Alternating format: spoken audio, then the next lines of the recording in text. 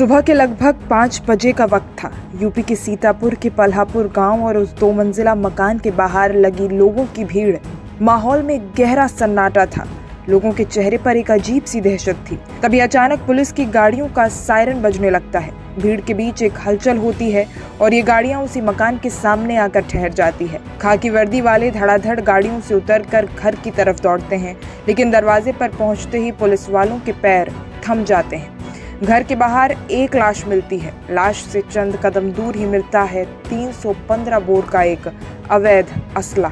कुछ पुलिस वाले घर के अंदर दाखिल होते हैं तो उनकी आंखें फटी की फटी रह जाती हैं। आंगन में 3 बच्चे खून से लथपथ पड़े मिलते हैं। देखने से अंदाजा होता है कि बच्चों को दूसरी मंजिल से नीचे फेंक दिया गया है। इधर उधर जब नजरें घुमाई जाती है तो कमरे में एक बुजुर्ग महिला की लाश मिलती है। कमरे के सामने की तरफ सीढ़ियां थी। ऊपर जाकर देखा गया तो एक और लाश मिली। ये लाश भी एक महिला की थी, जिसे पहले गोली मारी गई और फिर बेहद बेदर्दी से कुचला गया। लाश के पास ही खून से सना एक हथौड़ा भी था। ये सारी वारदात यूपी के सीतापुर की है, जहां पर एक शख्स ने अपनी ही मां, पत्नी और 3 बच्चे को मार दिया और उसके बाद खुदकुशी कर ली। पुलिस पंचनाम करती है और सभी लाशों को पोस्टमार्टम के लिए भिजवा दिया जाता है। घर के बाहर जमा लोगों के बीच सुगबुगाहट थी, लेकिन खुलकर कोई कुछ नहीं बोल रहा था। आखिर किसने एक ही परिवार के इन 6 लोगों की जान ली? 3 मासूम बच्चों को बेरहमी से छत से फेंककर किसने मारा? आखिर वो कौन था जिसने छत पर सोई महिला को गोली मारने के बाद उसका सिर भी हथौड़े से कुचल दिया? घर के बाहर मिली लाश के पास वो अवैध असलाह किसका था? क्या उसी असलहे से इस हत्याकांड को अंजाम दिया गया है? और जब तफ्तीश हुई तो इस हत्याकांड को हैरान कर देने वाली वजहें सामने आई। जिस घर में ये कांड हुआ, उनके आसपास के पड़ोसियों का क्या कहना है, सुनिए।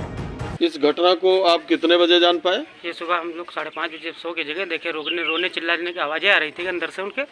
तो यहाँ गेट में ताला पड़ा हुआ था।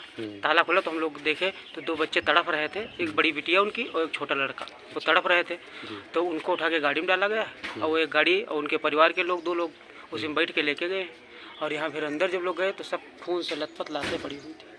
अच्छा, लाशें कहाँ थी? पिंकू की लाश कहाँ थी? पिंकू की लाश घर से जब गैलरी जाएंगे तो दाहिने बाएं हाथ पड़े और उनकी मम्मी, पिंकू की दाहिने हाथ और मम्मी की बाएं हाथ। अच्छा, कमरे में पत्नी के सबसे ऊपर छत पर हाँ, एक चारपाई पर पड़ी थी। और 2 बच्चे बाहर थे? 3 बच्चे बाहर। 3 बच्चे बाहर थे? तीनों बच्चे बाहर। अच्छा, बच्चों की सांसें चल रही थी? 2 बच्चों की सांसें चल रही थी। एक बच्चा मर चुका था? एक बच्चा अहमदाबाद में एक्सपायर हुआ, एक लखनऊ को नहीं पहुंच पाया। अच्छा, ये अनुराग जो है, इनके सांस चल रही थी? नहीं, ये तो कुछ नहीं, ये सब बिल्कुल ठंडे हो चुके थे। अच्छा, खून एकदम तुरंत का ताजा था कि? नहीं, खून का जो रिसाव था वो दूर तक बहा हुआ था। तो उस समय बह रहा था? जब उस समय तो नहीं, लेकिन हाँ ये जरूर था कि वो खून जमा नहीं था उस समय तक खून जमा नहीं था। ये परिवार था अनुराग सिंह का, जिसकी लाश पुलिस को घर के बाहर मिली। उसने ही गोली मारकर अपनी मां और पत्नी की जान ली थी। 3 बच्चों को भी उसी ने छत से फेंक कर मारा। गांव वालों से पूछताछ हुई तो इस हत्याकांड की कहानी सुनकर पुलिस के आला अधिकारी भी चौंक गए। घर में किसी तरह की कोई आर्थिक समस्या नहीं थी। अनुराग सिंह के पास 100 बीघा का खेत था। पत्नी लखनऊ में एक इंश्योरेंस कंपनी में अच्छी नौकरी करती थी। 3 बच्चों के साथ हंसता खेलता परिवार था। पिता का निधन हो चुका था और मां अनुराग के साथ ही रहा करती थी।